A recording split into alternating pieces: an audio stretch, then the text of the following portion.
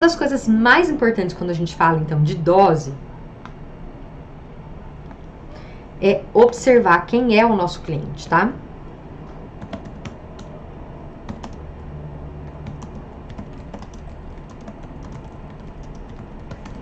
A dose é super importante para os nossos resultados.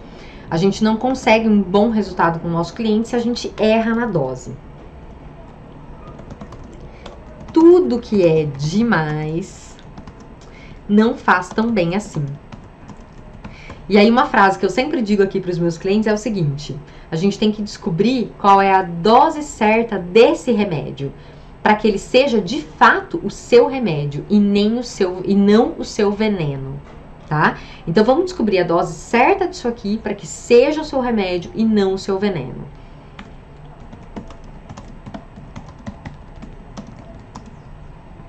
Qual é a dose certa para que o remédio seja de fato bom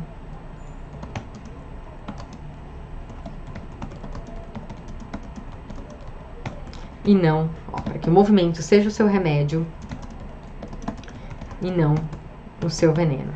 Ah, correr faz bem? Faz. Quanto? Não sei. Quem é você?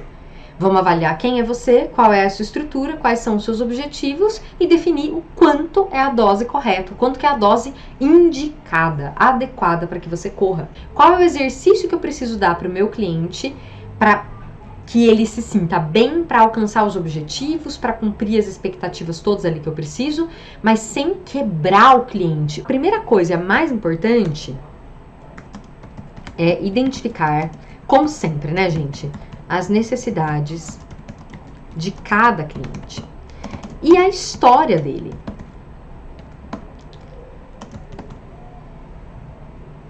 Quem é esse cara? É um lutador que é super forte, mas que habilidades que eu preciso cuidar?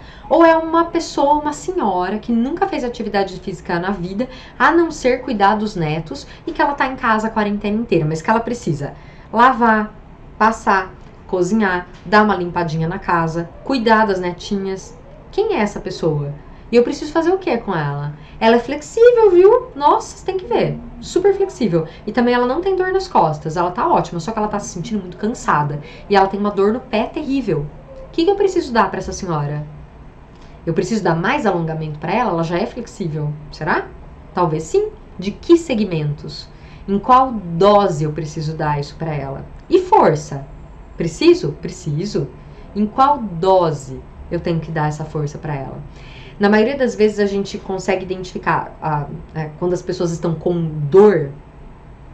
Por exemplo, na corrida, alguém colocou aqui, ó, o máximo que eu posso fazer é correr 5 km, mais do que isso eu começo a sentir dor. Então, Glaucia, você encontrou a sua dose para corrida. A dose da Glaucia, por enquanto, nessa condição física que ela tem, é 5 km.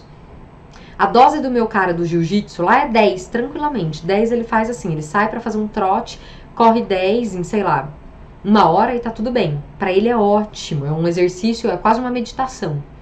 Compreende? E pra essa dona de casa, eu vou pedir pra que ela corra? Não, pra ela vai ser uma caminhada. Olha a dose. A Glaucia é 5, o Fabrício do jiu-jitsu, que é o meu aluno fictício aqui, é 10 e a minha dona de casa é 15 minutos de caminhada. Que são o quê? 2 voltas no quarteirão, que eu pedi para ela fazer todos os dias. Ela começa com 2, depois ela vai para 3, entenderam? E daqui a pouquinho ela tá caminhando meia hora. Então, é fazer uma evolução gradual. Então, identificar as necessidades de cada cliente e a história dele. E aí a gente vai identificar qual é a dose que ele precisa para desenvolver cada habilidade. Dentre elas, eu vou considerar o quê? Força, mobilidade, equilíbrio, coordenação motora. Que mais? Me digam aí.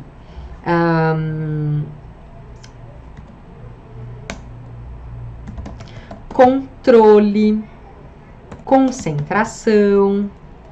E aí a gente vai passando, ó, por todos os princípios do Pilates. A respiração coordenada com o movimento. Uma das ciladas, né? Eu até vou colocar aqui, ó. a grande cilada que a gente comete quando não presta atenção é aplicar o que está na teoria, sem olhar para quem que a gente está aplicando na teoria. Então, quando eu pego lá o meu Fabrício aqui do Jiu-Jitsu e eu aplico nele o que está lá na minha apostila de Pilates, muito provavelmente eu vai errar. Vocês percebem como a dose é importante? Então, precisamos avaliar quem é essa pessoa e definir o quanto de cada coisa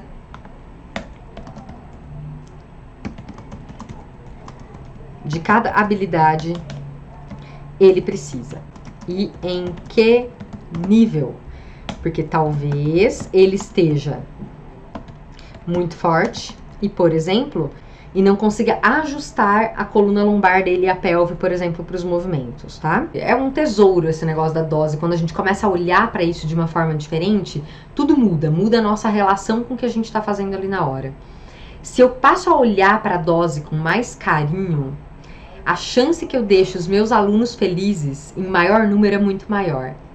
Você começa a agradar o aluno num outro nível. Não é sendo legal, é dando exatamente o que ele precisa.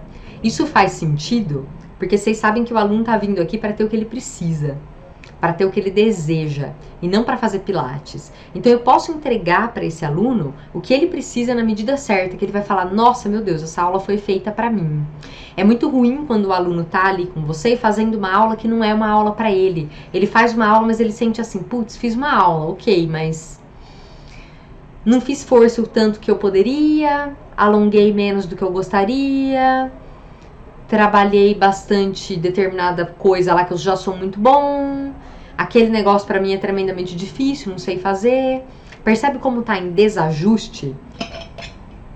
Então a dose é isso, a dose é uma ferramenta de ajuste, tá? Muito, muito importante.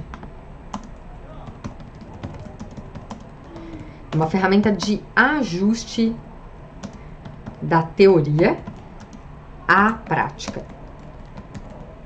E é fundamental que a gente faça isso.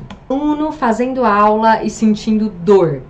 Dor na hora de fazer o exercício, porque agora a gente entra nessa seara aqui da nossa comunicação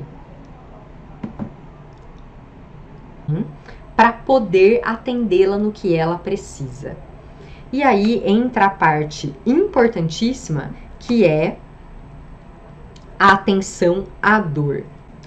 Vamos considerar aqui que a maioria dos clientes que nos procuram, eles têm dor nas costas, dor no ombro, dor no joelho, no cotovelo, e na grande maioria das vezes são doenças degenerativas e inflamatórias. Então, panorama dos nossos clientes. Dores / lesões, tá? Vou colocar aqui, porque às vezes a pessoa tem uma lesão, mas que não tá com dor nesse momento, ligadas a excesso de uso, e aí a gente entra na dose, excesso de uso, então são geralmente problemas inflamatórios, inflamações, vou colocar aqui, as tendinites, bursites, entesites, entesopatias, enfim, cada laudo vai vir com um nome lá, sempre com um nome que sugere uma inflamação, que sugere uma periostite, uma entesite, que sugere uma inflamação de algum tecido mole, seja de revestimento de algum lugar ou seja de ligação, tendão, ligamento, músculo, bem ali o tendão bem no lugar da inserção, o ligamento bem no lugar da inserção. Então, processos inflamatórios e doenças degenerativas. Quando eu avalio um cliente desse que tem doença inflamatória e doença degenerativa, o que eu penso? Se alguém, por exemplo, fez aqui uma doença inflamatória ou degenerativa, qual é a realidade dessa pessoa? Por que será que ela gastou essa articulação? Excesso de uso, mau uso.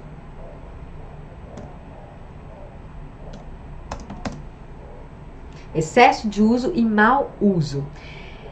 E esse excesso e esse mau uso são feitos de forma desequilibrada, mesmo em pessoas sedentárias, tá? E às vezes não só no sedentário, né? Até nas pessoas que fazem também atividade física. dependendo da atividade física que você fizer, da orientação que você receber do profissional ali, ou se você vai se aventurar sozinho por uma academia para fazer os movimentos sozinhos, pode ser que falte muita coisa e pode ser que tenha desequilíbrio de muita coisa. Então, geralmente, tem um desequilíbrio muito grande e falta força, falta mobilidade, falta agilidade e falta percepção corporal.